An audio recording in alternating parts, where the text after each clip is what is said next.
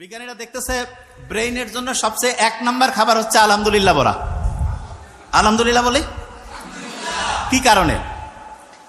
আমরা যখন শুকরিয়া আদায় করি তখন ভালো জিনিস, লাস্ট বেঞ্চ ধরবো কিন্তু আমি, যখন শুকরিয়া আদায় করি তখন ভালো জিনিস আমাদের জীবনে বেশি পরিমাণ ঘটতে থাকে। শুকরিয়া আদায় করলে যেই লোকটা অসুস্থ হয়, মাথা ঠিকভাবে কাজ করে না, মন মেজাজ খারাপ, এদের বেশিরভাগ জনের সাথে কথা বলবেন, দেখবেন যে জীবন সম্বন্ধে কোনো রকমের আলহামদুলিল্লাহ নাই, খালি অভিযোগ, খালি মেজাজ গরম। একজন আরেকজনের সম্বন্ধে শুধু হচ্ছে সমালোচনা। খেয়াল করছেন কি? বাসা থেকে শুরু করে সব জায়গায় মিলান, যেই লোকটা সবচাইতে বেশি মেজাজ গরম, অন্যের উপরে রাগ হয়, অন্যের সাথে হচ্ছে খারাপ আচরণ করে, দেখবেন সেই লোকটা নিজেও কিন্তু শান্তিতে নাই। কারণ আল্লাহ নিজে বলছে তুমি যদি শুকরিয়া আদায় করো আমি বাড়াই দিব। আল্লাহ নিজে বলছে। এবং বিজ্ঞানীরা এখন দেখতেছে যে যত বেশি শুকরিয়া আদায় করে তার ওই পজিটিভ জিনিসগুলো তত বেশি পরিমাণ হয়। আমরা এখানে যারা যারা আছি প্রত্যেকেই একটা কথা এখন উচ্চারণ করব, আমাদের প্রত্যেকের অসাধারণ অসম্ভব ভালো একটা ব্রেইন আল্লাহ দিয়েছে।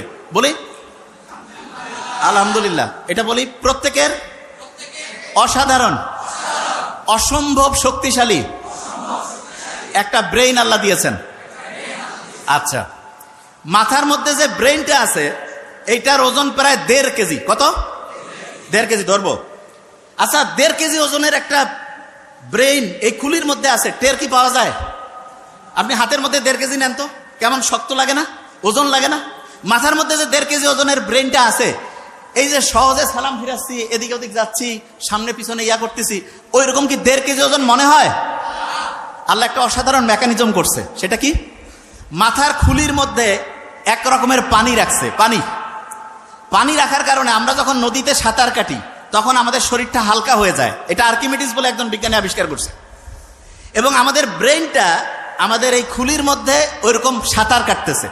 এবং সাঁতার কাটার কারণে যেই ব্রেইনের ওজন প্রায় 1,500 গ্রাম, সেইটা কমে মাত্র 50 গ্রাম হয়েছে। কত গ্রাম? 50 গ্রাম। এটা কিন্তু একটা প্রশ্ন ধরবো।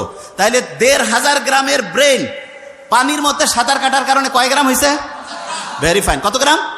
50 গ্রাম। তার মানে আপনি যে মাথাটা এরকম করতেছেন, কত গ্রাম করতেছেন?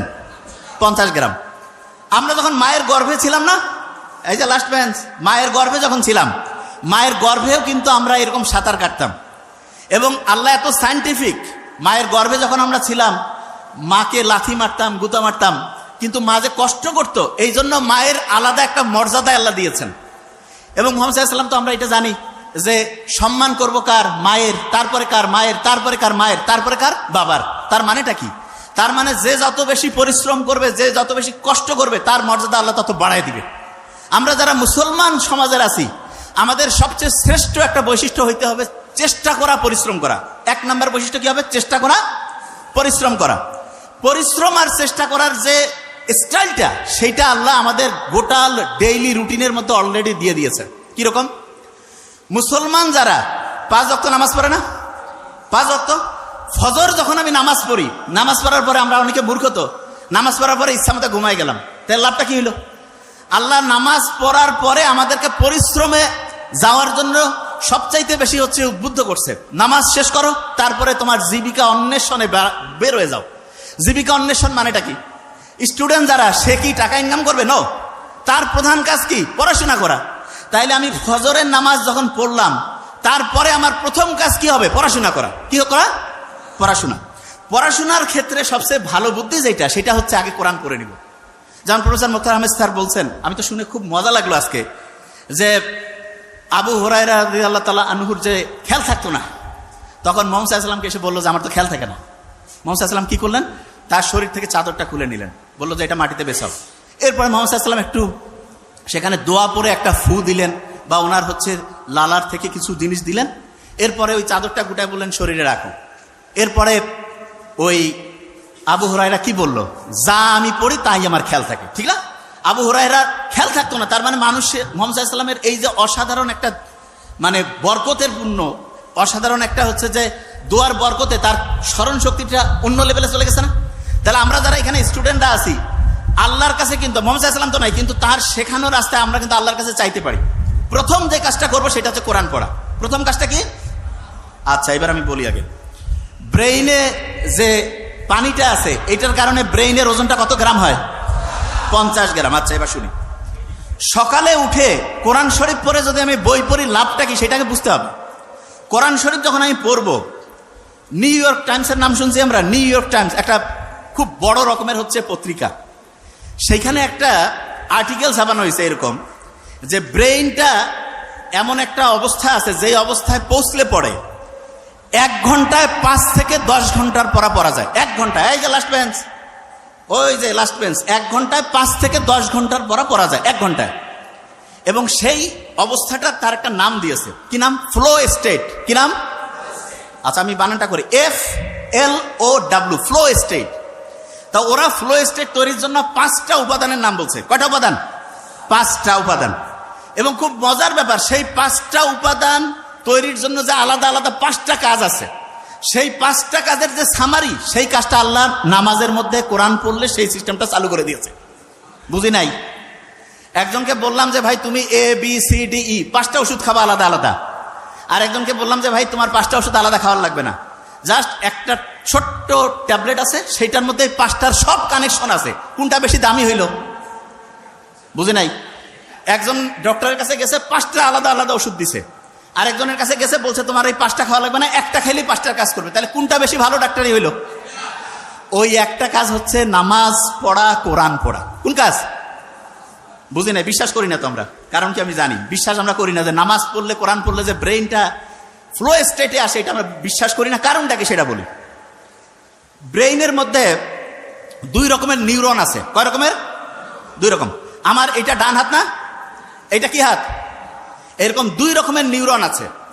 এক রকমের নিউরন আমি যদি ভালো চিন্তা করি সেটাতে সে হেল্প করবে, শুনতেছি।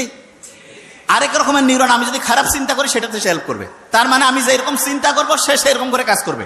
তাহলে আমি যদি চিন্তা করি যে আমার ব্রেন অসাধারণ, তাহলে ভালো পক্ষের যে নিউরন, সেটা হচ্ছে তোমাকে সফল করার জন্য সে পজিটিভলি কাজ করবে। আর আমি যদি চিন্তা করি না আমার ব্রেন ঠিকভাবে কাজ করে না, আমার মাথার মানে হচ্ছে শক্তি কমে গেছে, আমার খেয়াল থাকে না, তাহলে ওই নিউরন, যে নিউরনটা খেয়াল না রাখতে তোমাকে হেল্প করবে, সেটা কাজ করবে। তাহলে আল্লাহ যে সবসময় ইসলাম যে বলছে যে তুমি সবসময় ভালো চিন্তা করো, ভালো কথা বলো, ভালো উপদেশ দাও, এইটাতে আমাদের কি পজিটিভ ভালো কাজ করে, সেই নিউরনগুলো কাজ করে না খারাপ কাজ করে? সেটা কোনটা? ভালো কাজ। তাইলে আমি ভালো কথা বললে, অন্যের উপকার করলে, ভালো চিন্তা করলে আমার পজিটিভ নিউরনগুলো কাজ করবে না নেগেটিভগুলো? পজিটিভ। একজন যে অসাধারণ হয়, তার কি নেগেটিভ নিউরন কাজ করে না পজিটিভ? পজিটিভ। আচ্ছা, এবার এই যে ঈদের সময় মানুষ লঞ্চে করে যায় না বাড়ি, ঈদের সময়? তা আগে তো ঈদের সময় দেখা যাইতো লঞ্চ এত বেশি জ্যাম প্যাক থাকতো যে মানুষজন হচ্ছে যে মানে জায়গায় পাইতো না। তা এক নাস্তিক, সে আল্লাহ তো মানে টানে না, সে পাশে কয়েকজন মুসলমানের ওয়াক্তর সময় সেই নাস্তিক ঘুম থেকে উঠছে। উঠার পরে আশেপাশে যে আছে সবাইকে ডাকতেছে।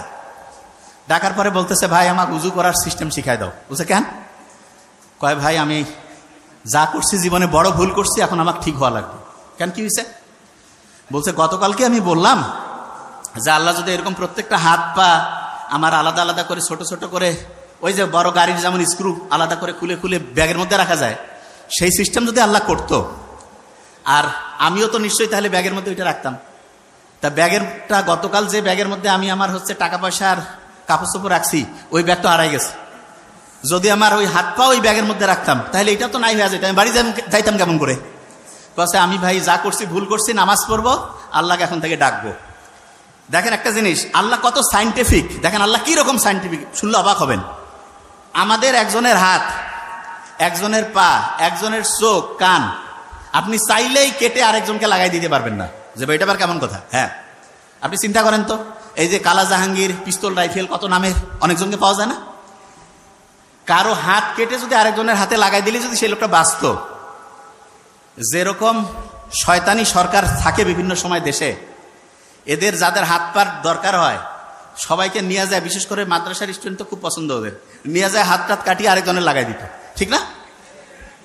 দেখেন আল্লাহ জানে যে এই মানুষ কি জাত, সেটা আল্লাহ তো ভালো করেই জানে।